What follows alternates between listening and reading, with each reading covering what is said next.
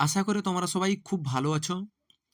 আজ আমি তোমাদের দ্বাদশ শ্রেণীর 4th সেমিস্টারের এবিটি এর সংস্কৃত তোমাদের এএসসি 31। আমি কিন্তু প্রথম যে তোমাদের এএসসি 9 ছিল, আশা করি না 14 ছিল, ওইটা কিন্তু আমি অলরেডি ইউটিউবে পোস্ট করে দিয়েছি এবং আমি ডিসক্রিপশানে কিন্তু এর লিঙ্ক দিয়ে রাখবো।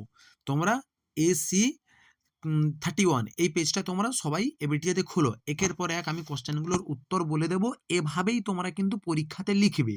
বুঝতে পারলে? দেখো তোমাদের প্রথম যে কোশ্চেনটা, তোমাদের প্রথমত বলে রাখি, তোমাদের এই যে কোনো 3টি প্রশ্নের উত্তর দাও। এই কিন্তু 3টা প্রশ্ন তোমরা কিন্তু সংস্কৃতেই কিন্তু লিখবে। বুঝলে? সংস্কৃত মানে যে হরফ সংস্কৃত লিখবে, ধরো দন্তে স, ধরো সন দন্তে স, দন্তে নয় হসন্ত, এইরকম লিখতে হবে, তার কোনো মানে নেই। তুমি এই সংস্কৃতটাকে তুমি দন্তে স, দন্তে নয় হসন্ত এইরকম লিখতে পারো। বুঝতে পারলে? যে সংস্কৃত দেবনাগরী অক্ষর না হলেও চলবে, কিন্তু উচ্চারণটা যেন দেবনাগরী হরফে হয়। ক্লিয়ার? দেখো তোমাদের প্রথম যে কোশ্চেন বলেছে, চতুর্থ চৌরস্য মহাবিদ্যা কা আসিত তৎ সম্পাদয়িতুং কীদৃশঃ মানবঃ আবশ্যকঃ। দেখো উত্তরটা দেখে নাও। বলছে চতুর্থ চৌরস্য মহাবিদ্যা সুবর্ণ কৃষিং বিদ্যা আসিত, মানে প্রশ্নটা কি ছিল, যে চতুর্থ চোরের বিদ্যা সে কোন বিদ্যা জানতো? সে সুবর্ণ কৃষিং বিদ্যা মানে সোনা চাষের বিদ্যা সে জানতো। তারপরে কি বলেছিল প্রশ্নটা? তৎসম্পাদয়িতুং কীদৃশঃ মানবঃ আবশ্যকঃ। তো এখন কি বলছে, যে ওই সোনা চাষের জন্য বা ওই চাষের জন্য কেমন মানুষের প্রয়োজন হতো? সুবর্ণ বীজ বপনে তস্যৈ বাধিকারো বর্ততে যহ কদাপি কিমপি ন চরিতবান, যে কখনো কোনো দিনও চুরি করেনি ওই রকমই ব্যক্তির প্রয়োজন। এরপরে কি বলেছে 2 নম্বর প্রশ্ন, জগতি কীদৃশং বাক্যং দুর্লভম কিমুত্থং দুর্লভম। দেখো এখানে কি লিখেছি, যে জগতি হিতং তথা মনোহারি বচহ দুর্লভম, এই জগতে হিতকর বাক্য কিন্তু দুর্লভ। জগতি জগতে হিতং তু মনোহরি বাক্যং সহাবস্থাং দুর্লভম পরন্তু হিতৈষিণঃ অপ্রিয়মপি সত্যম বদতি তথা হিতকরম উপদেশং দদতি। বুঝলে? এইভাবে কিন্তু উত্তরগুলো তোমাদের লিখতে হবে। এরপরে কি বলছে, কি মধ্যম বনেচরহ নিয়োজিত, কিরকম বনেচর নিয়োজিত হয়েছিল বা কে বনেচর নিয়োজিত করেছিল। দেখো কি বলছে, শত্রু রাজা দুর্যোধন প্রজাভিসার্ধং কথং ব্যবহারতি প্রজানং কল্যাথানং কথং ব্যবস্থাদিকং স্বীকুরোতি ইতি বৃত্তান্তং জ্ঞাতুং মহারাজ যুধিষ্ঠির বনেচরং নিযুক্তবান। মানে মহারাজ যুধিষ্ঠির এক বনেচরকে নিযুক্ত করেছিল কোথায়? যে দুর্যোধন কেমন ভাবে তার প্রজা পালন করছে তার রাজ্যে, ওইটা জানবার জন্য। এরপরে প্রশ্ন কি বলেছে,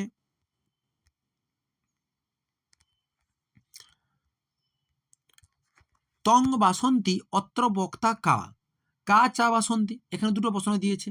তাহলে এখানে কি বলেছে, যে তং বাসন্তী অত্র বক্তা বক্তাকে আত্রেয়, আর পঞ্চবটি বনস্য বনদেবতা বসন্তী, সরি বাসন্তী আসিত। তারপরে প্রশ্ন ছিল বাসন্তী কে ছিল, কে ছিল? যে পঞ্চবটি বনস্য বনদেবতা, যে পঞ্চবটি বনের বনদেবতাই ছিলেন বাসন্তী। এরপরে 2 দাগের কোশ্চেনগুলো দেখো। 2 দাগের প্রশ্নগুলো কি বলেছে, চতুর্থ চোরের গুণগুলি লেখো। চতুর্থ চোরের কি বলেছে, যে হাস্যবিদ্য কথা গল্পে চতুর্থ চোরটি ছিল প্রখর বুদ্ধিমান ও হাস্যরসিক। বুঝতে পারলে? এরপরে কি বলছে, দুর্যোধনের সাম ও দান নীতি কেমন ছিল। দেখো এইটা কিন্তু খুব গুরুত্ব প্রশ্ন এবারে 2 মার্কের জন্য। সাম ও তার দান নীতিটা কেমন ছিল? কিরাতুর্জনিয়ম এই মহাকাব্যে দুর্যোধনের সাম নীতি কখনোই দান শূন্য ছিল না, তিনি মধুর ব্যবহারের সঙ্গে প্রজাদের অর্থ পালন করতেন। এইটা হচ্ছে তার সাম নীতি। আর দান নীতিটা কি ছিল?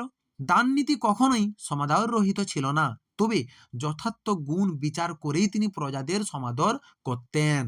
এটা হচ্ছে তার সামনীতি আর দান নীতি। এরপরে তোমাদের নেক্সট কোশ্চেন কি বলেছে, লোকশ্রেষ্ঠ পুরুষদের চিত্ত বিষয়ে, চিত্ত শব্দের অর্থ হচ্ছে মন, চিত্ত বিষয়ে আত্রেয়ী কি বলেছিল। দেখো কি বলছে, লোকশ্রেষ্ঠ পুরুষদের হৃদয় যেমন বজ্রের থেকেও অত্যন্ত কঠোর, আবার পুষ্পের থেকেও যেন কোমল হয়। বুঝতে পারলে? এরপরে তোমাদের এই যে ৩ এর দাগের কোশ্চেন, যদি কারো ৫ মার্কের যে স্যার এই প্রশ্নটা আমাকে স্ট্যান্ডার্ড আকারে নোট দিন, আমি অবশ্যই দিয়ে দেব। আমি কিন্তু অলরেডি তোমাদের সংস্কৃতে অনেক উন্নত মানের নোট কিন্তু ছেড়ে রেখেছি। একটা বার তোমরা ভিডিওগুলো দেখো এবং তোমাদের টিউশন টিচার হোক কিংবা স্কুলের স্যার হোক দেখাও। স্যাররা নিজেরাই বলবে এই কোয়ালিটির নোট লিখলেই তোমরা ৫ এ ৫ পাবেই। এরপরে ৪ এর দাগের জং প্রত্যয় কখন হয় তার উদাহরণ দাও। জং প্রত্যয় হলো এমন একটি সংস্কৃত কৃত প্রত্যয় যা ক্রিয়ামূলের অর্থাৎ ধাতুর সঙ্গে যুক্ত হয়ে নতুন ধাতুর সৃষ্টি করে এবং মূল ধাতুর অর্থের পরিবর্তন ঘটায় বা নতুন ধাতুর ভাব প্রকাশ করে তাকে জং প্রত্যয় বলে। যেমন চল যুক্ত জং চঞ্চল, দ্বীপ যুক্ত জং দেবীপ্য। এরপরে প্রশ্ন কি বলেছে, এখানেই দিয়ে দেওয়া হয়েছে প্রশ্নটা। নিজ প্রত্যয়ের ব্যবহার, মানে প্রশ্নটা কি ছিল সরি, এই তো বলছি স্থূলং করতি, এখানে কোন প্রত্যয়ের ব্যবহার করা হয়েছে? নিজ প্রত্যয়ের প্রত্যয়ন্ত পদটি লেখো। দেখো এখানে কি বলেছে, নিজ প্রত্যয়ের এই পদটিতে ব্যবহার করা হয়েছে, প্রত্যয়ন্ত পদটি হলো স্থবয়তি, এটা অন্তস্থয়। এরপরে কি বলেছে, ৩ দাগের চার্থি দ্বন্দ্ব সূত্রটি উল্লেখিত চয়ের কটি অর্থ কি কি? এখানে চয়ের হচ্ছে ৪টি অর্থ, একটা হচ্ছে সমুচ্চয়, একটা হচ্ছে অন্যাচ্চয়, একটা হচ্ছে ইতরতর যোগ, একটা হচ্ছে সমাহার। এর উপরে হচ্ছে অষ্টাধ্যায়ী আমাকে সমাস নির্ণয় করতে বলছে। অষ্টানাং অধ্যায়ানাং সমাহারহ, সমাহার দ্বিগু সমাস। এরপরে বলছে ভিত্রার্থানাং ভয়হেতু কি, বা এই সূত্রটির অর্থ কি? ভয়ার্থ ও ত্রাণার্থ, এটা তৈর ফলা, হ্যাঁ, ভয়ার্থ ও ত্রাণার্থ ধাতুর প্রয়োগে ভয়ের হেতু অপাদান কারক হয়। যাকে ভয় পাওয়া যায় ও যার থেকে রক্ষা করা যায় তাকেই বলা হচ্ছে অপাদান কারক। যেমন বালিকা সর্পাত বিভেতি, সর্পাত আর ভিত্রার্থানাং ভয় হেতু সর্বদা পঞ্চমী বিভক্তিতে হয়। দেখো সর্পাত সর্পাত সর্প শব্দের কোন বিভক্তি? পঞ্চমী বিভক্তি। এরপরে আমাকে কি বলেছে প্রশ্নটা, ৬ দাগের বলেছে অন্যস্য হেতঃ বসতি, এখানে এই পদের কারক বিভক্তি নির্ণয় করতে আমাকে বলেছে। তাহলে এখানে কি বলেছে, এখানে অন্যস্য পদে কি হবে, যে এখানে অন্যস্য পদে ষষ্ঠী হেতু প্রয়োগে সূত্রানুসারে হেতু অর্থে ষষ্ঠী বিভক্তি হয়েছে। এরপরে ৬ নম্বর কোশ্চেন কি বলেছে, যে অর্থের পার্থক্য লেখো। একটা বলছে পুষ্পানি স্পৃহয়তি, পুষ্পেভ্য স্পৃহয়তি। দেখো কি লিখেছে, যে পুষ্পানি স্পৃহয়তি, বালিকা পুষ্পানি স্পৃহয়তি, জাস্ট এইটুকুই লিখবে। পুষ্পেভ্য স্পৃহতি, বালিকা পুষ্পেভ্য স্পৃহতি, একদমই সহজ। এরপরে নেক্সট ৫ দাগের প্রাচীনতম চম্পু কাব্য কোনটি, এটির অপর নাম কি? দেখো প্রাচীনতম চম্পু কাব্য হচ্ছে নলচম্পু। এটা হচ্ছে মহাকবি ত্রিবিক্রম ভট্টের লেখা।